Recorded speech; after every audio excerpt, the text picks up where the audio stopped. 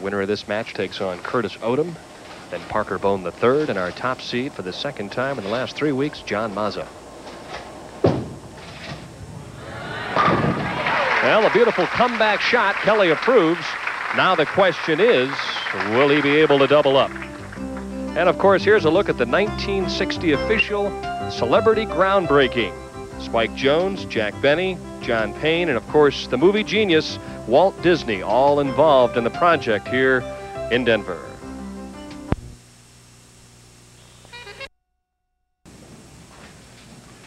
And while we were gone, in the 6th frame, he converted the 3-6-9-10, but now here's Shady in the 7th. And again, he's high for 2 frames in a row. Boy, when you hit the nose twice in a row and come away with spares, you're very fortunate. As he shoots at the 6-10 and has it. Lost 6 pins in count, though, and his lead is only 4 pins right now. Goebel, if he can figure out anything on this right lane, has really got an opportunity here to keep that string going. I'm just wondering if he hung up in the last shot on this lane or if he just missed by 5 boards. We'll find out.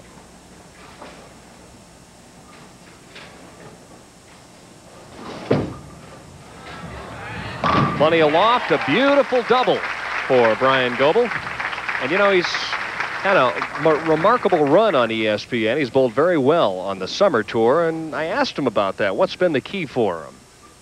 Well, I think in the summertime you come out here and you kind of look forward to playing a little golf and relaxing a little bit. It's warmer out here. You can kind of relax in the sun, and it's just a lot more fun. So mentally you kind of relax a little bit, and I think it helps your game a lot. And back to live action with a 6-pin lead, maybe a 16-pin advantage if he strikes. Ooh, 2-pin wobbled around just a little bit, but he was fortunate to leave just that. And he's happy with just that. He sent it wide on that lane. He has a tendency, it looks like as I'm sitting here, yes, right behind him, to drift a little left, and it's not always exactly the same. It looked like he drifted a little bit further left that time, and the ball didn't make it back. All right, throw it hard and straight right at the 2-pin. Has it. And it's not a high-scoring match then, but it's certainly close. 5 pins the difference with 2.5 frames to go. Mike Shady left at 3-6-9-10 the last time on lane 62.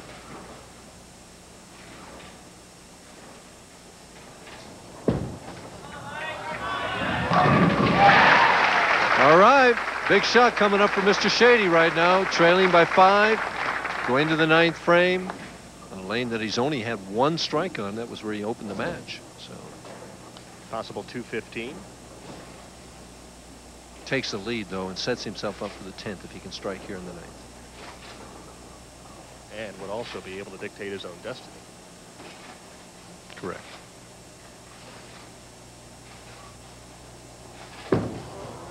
Left of target.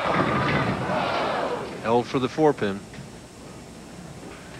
Maybe it wasn't so far left. He might have made an adjustment, but I'm sitting right behind him. That ball went over about the 4th board at the arrows, and he has been swinging a little bit wider.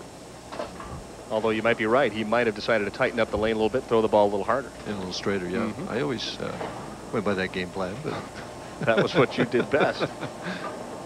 Even when you were hooking it, Mike, you were still throwing it fairly straight. I hate to tell you that, but the videotape does not lie. If you crossed 6 or 7 boards, Mike, you were ripping the finger holes out. Well, that's pretty good. 6 or 7 boards. I was generous there.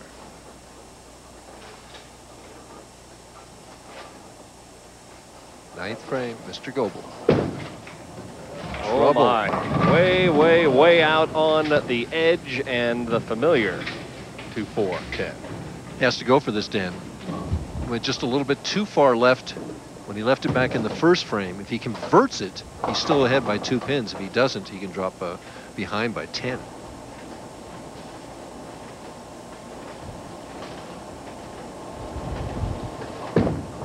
Trying to slide it over and gets way too much of the 2-pin. So an open frame in the 9th for Goebel. Now his best possible score would be 186, and he's obviously upset with himself. Well, when you're ahead in the match and you open to give your opponent the lead, it's hard to regroup and refocus and come back, but that's exactly what he has to do. He has to put himself back together here and get that first one on the 10th.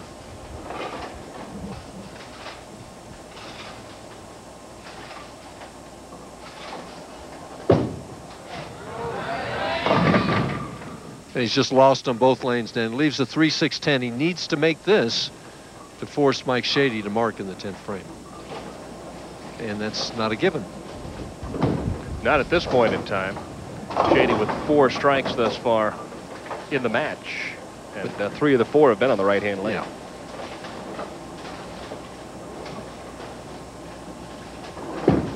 That better hook. Whew, it did. We were sitting right behind it, and I thought he'd missed it too. By a fraction, and you can see Bryan disappointed with, I think, the shot not only in the 9th, but the first one in the 10th. Because you want to put some kind of pressure on your opponent. You want to make him show up in the 10th frame if he's going to win. Well, plus, you know, he had the hammer in his hand. He had the match well in hand, a double, and he's going to win the match. Set that one down a little shorter, and the result wasn't much better. A frustrated Bryan Goebel walks off and says, I did everything I could, made every shot I could make, and I still only posted 173. Still forces Mr. Shady to mark to win. Mike takes very little time. Once he steps up on the approach, he gets himself set and goes very quickly.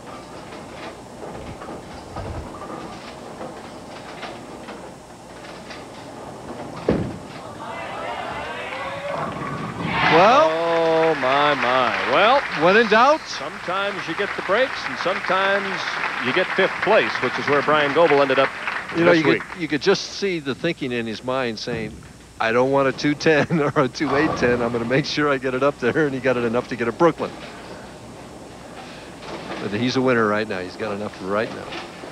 The 25-year-old second-year pro from Ripon, Wisconsin, wins his first game, and it was more just survival of the fittest.